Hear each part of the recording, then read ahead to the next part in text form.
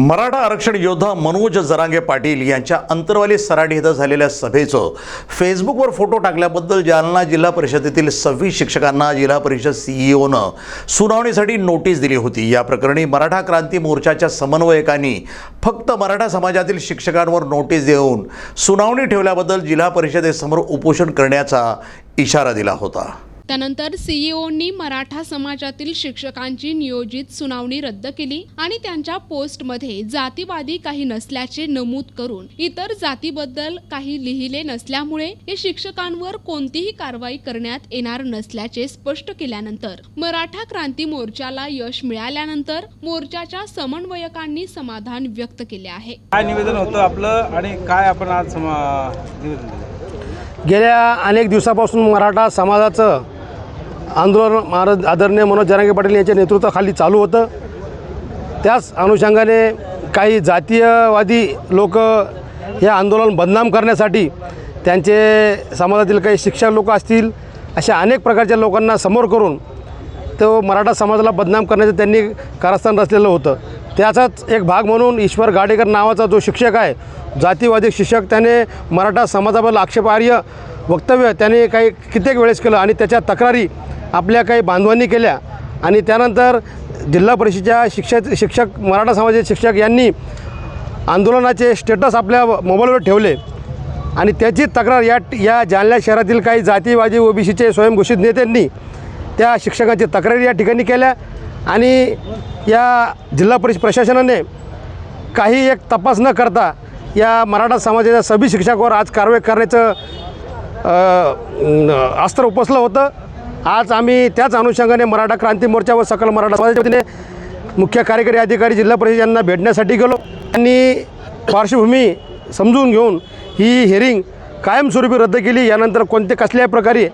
ही hearing होणार नाही किंवा कोणत्याही शिक्षकावर कारवाई होणार नाही, परंतु या ठिकाणी जिल्हा परिषदेमध्ये काही क्लास 1 अधिकारी असतील जे खूप जातीवादी आहे, जसं शिक्षणाधिकारी धुपे मॅडम यांनी पण जातीवाद करून या मराठा समाजाच्या शिक्षकांवर मुद्दामून या नोटीस काढण्याचं कार्य त्यांनी केलं। त्यांची या ठिकाणी चौकशी व्हायला पाहिजे। याच्यानंतर मराठा क्रांती मोर्चा आणि सकल मराठा समाज या शिक्षण विभागाच्या पाठीमागं लागून या धुपे मॅडमची पूर्ण चौकशी करण्यासाठी आम्ही तत्पर राहू। अशोक पडोळ, मराठा क्रांती मोर्चा समन्वय। मागील काही दिवसापासून ज्या वेळेपासून मराठा समाजाचं आंदोलन श्री जरांगे पाटील यांच्या नेतृत्वात चालू झालं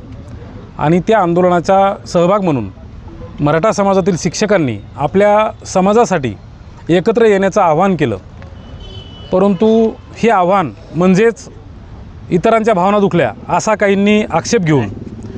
फेसबुकवरील पोस्ट, व्हॉट्सअपवरील पोस्ट याचा खोटा आधार घेऊन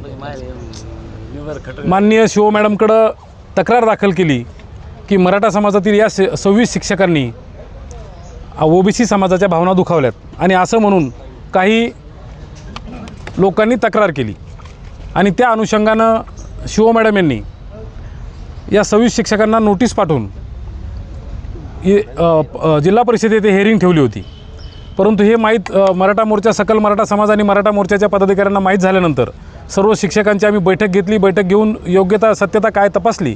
आणि आम्ही एक शिष्टमंडळ घेऊन आज सन्माननीय शिव मॅडम यांना भेटलो आणि त्यांना भेटून विनंती केली आणि कळवलं, निवेदन दिलं की या ज्या 26 लोकांवरती आपण हिअरिंग केली हिअरिंगच्या नोटीस काढल्यात, तर या नोटीस कशाच्या आधारे काढल्या, तर त्यांनी समाजाच्या मोर्चामध्ये सहभागी होण्याचं आवाहन केलं। मग समाजाच्या मोर्चामध्ये, समाजाच्या एखाद्या उन्नतीच्या कार्यक्रमामध्ये, समाजाच्या विकासाच्या कार्यक्रमामध्ये जर एखादा समाजाचा घटक सामील होत असेल किंवा आवाहन करत असेल, याच्यामध्ये भावना दुखावण्याचं कारण काय आणि त्या दिलेल्या पोस्टच्या संदर्भामध्ये एकही पोस्टमध्ये इतर समाजाचं काही वाटोळं व्हावं, नुकसान व्हावं असा कुठलाही संदर्भ नाही आणि अशा स्पष्ट पोस्ट असताना सुद्धा तुम्ही नोटीस काढली, याच्याबद्दल आम्ही त्यांना निवेदन दिलं, तुम्ही याच्यावर काय करणार। तर शिव मॅडम यांनी स्पष्टपणे आम्हाला आज मराठा समाजाच्या शिष्टमंडळाला कळवलं की इथून पुढं ती आजची लागलेली हिअरिंगसुद्धा मी कॅन्सल केली आणि इथून पुढं या विषयावरती, या मराठा समाजातील 26 शिक्षकाच्यावरती कुठलीही नोटीस निघणार नाही, कुठली हिअरिंग होणार नाही। माझ्या